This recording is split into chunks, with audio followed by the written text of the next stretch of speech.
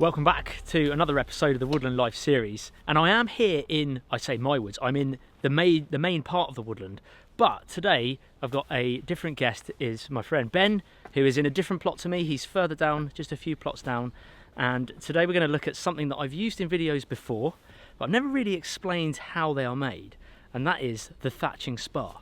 So without further ado, let's go over to Ben and see how they're made. We need to find lengths of hazel that are ideally clean of any branches and have grown nice and straight, about this thickness, so inch to inch and a half thick in diameter, and they're going to be about 30 inches long. Usually called sun seekers because they're the ones that grow up through the centre of the hazel and try and get to the sun first, so they tend to grow quite straight, but they're usually on quite mature hazel. Am I right in thinking that it's got to be a green wood instead of obviously a dead stick, dead wood? Yes, it needs to be green because it will be easier to split. Right, so I think this one is about the right size. Yeah. And it's quite nice, so we're going to cut it right here.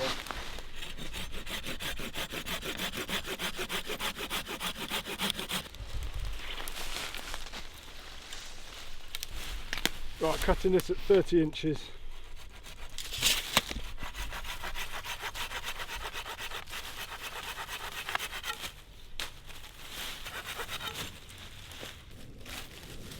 It's our first two gads. This is the best one of the two. Yeah, they're called gads. This one's not ideal because it's got a few little shoots on it, but it should be okay. We'll find out. So I'm just feeling for any knots that I can't see really. You can just feel there's some there, but that should be a good gad. And so people know hazel is one of the best trees to regenerate, right? Yeah. So it's not like you're lopping down the forest. Every time I cut this, there will be a regeneration on here of maybe 4 to 5 new shoots coming out. This is the sort of hazel tree that we'll be looking for. Nice mature branches coming through. And all these sun seekers, so these young shoots that come out of the base of the tree grow very fast to try and reach the light, and therefore they produce these really straight rods. And this is an old sun seeker that's perfect for thatching spars because of its straightness. So we're going to take this one off at the base here. If this tree was full of these, it would be very easy.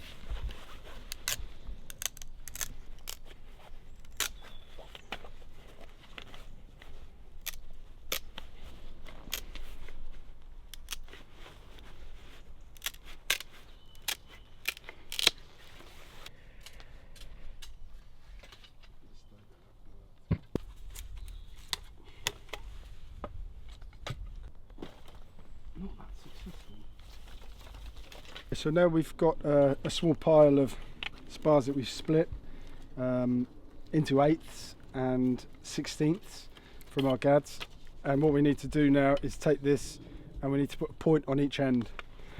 So we just place this over our knee like this. 1, 2, 3.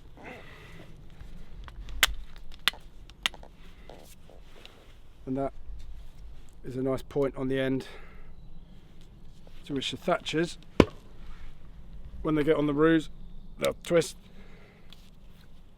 it, and there's your thatching spar.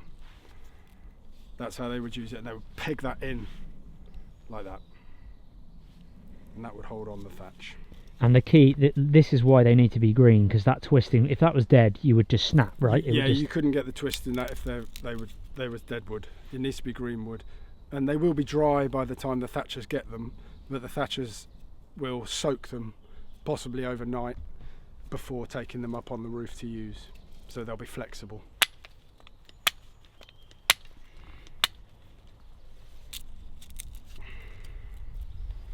Here we go. So it's a twist and a bend, and there's a. How many of these would you sort of do in a day in the past? Ideally, you try and do 1,000 a day. 1,000. So you'd split 1,000 of these and point 1,000 of these a day, but if you can, more. Yeah.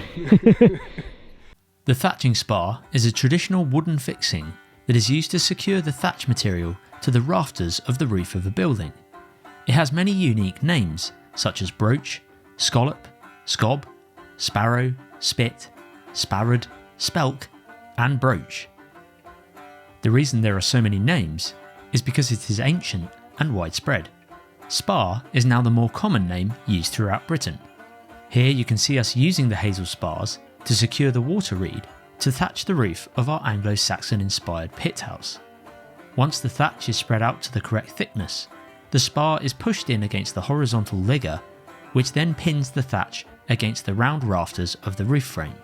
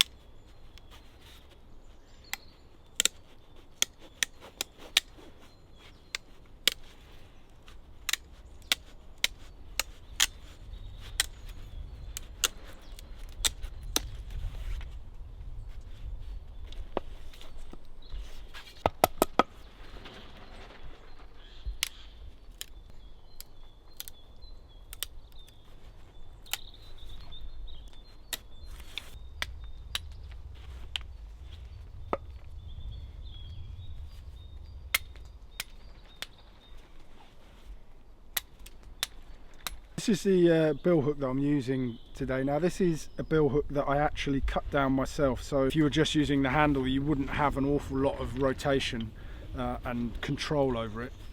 But this is one that I cut from a bigger billhook because it was too heavy. Pointing the ends of these spars is going to be quite tiresome after a while. But yeah, so it's a nice handy little tool. Like I say, I fashioned it myself, but you can pick up billhooks like this from eBay, old ones, because they're better steels obviously. Yeah. But yeah, this is the one that I use for purely just for making thatching spars. It's not heavy enough for. It's not hedge laying type billhook. It's not hedge laying billhook because it's not got the weight to it, but it's the right weight for this. So the first steps of producing this thatching spar would be to take my gad and place my hook in the centre across the pith so that I can get a nice accurate split down the middle, and then I would just tap it like so on the board, and that starts it off, and then you can see the cut running. The split is starting to run down the centre. Now the reason for this hook on here is so I can move this and manipulate this split running down the centre. So when the split runs down and it starts to run off, you push the hook one way and it will bring it back to the middle. So if you watch that split running down the middle, try and keeping that in the centre is tricky. It's hard, isn't it? Place in the centre, get our initial split running down, and then we need to manipulate it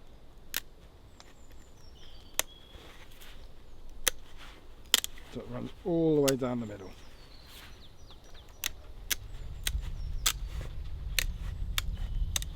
So you twist it one way to get the cut run to go sort of the other way. So if the cut starts running off this way, I tend to twist my bill hook this way to bring that back to the, it brings it back into the middle. If the cut's running off this way, I twist my bill hook this way to bring the cut back into the middle here.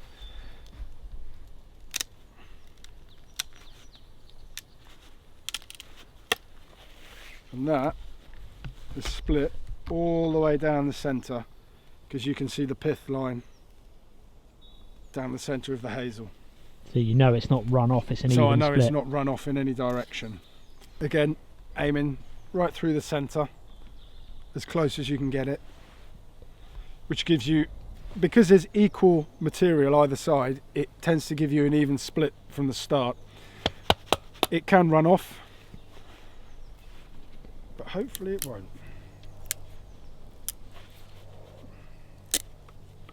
So that's an example of how it runs off. That's an example of how it runs off. So I did that on purpose. So the other half, It's going to play ball. we'll show you how to.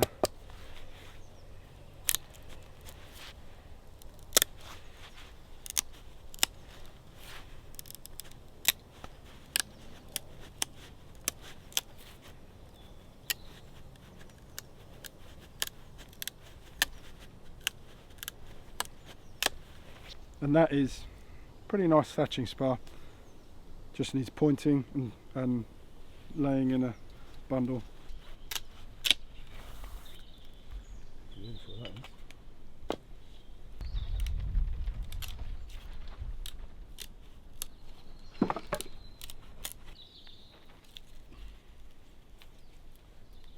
Good twist on it. You see how that twist, look. Yeah, did it so easy, didn't it? It doesn't snap. You twist it and then bend it, and it's really quite a good, doesn't break the joint at all, look, like that. Good amount of material on it still, isn't it? And then that'll stay as a really good peg. That'll be a really good staple. That's essentially what they are. They're like a giant woodland staple. Yeah, it is, that pins the thatch like a to the big wooden rafters, staple, yeah. isn't it? Yeah.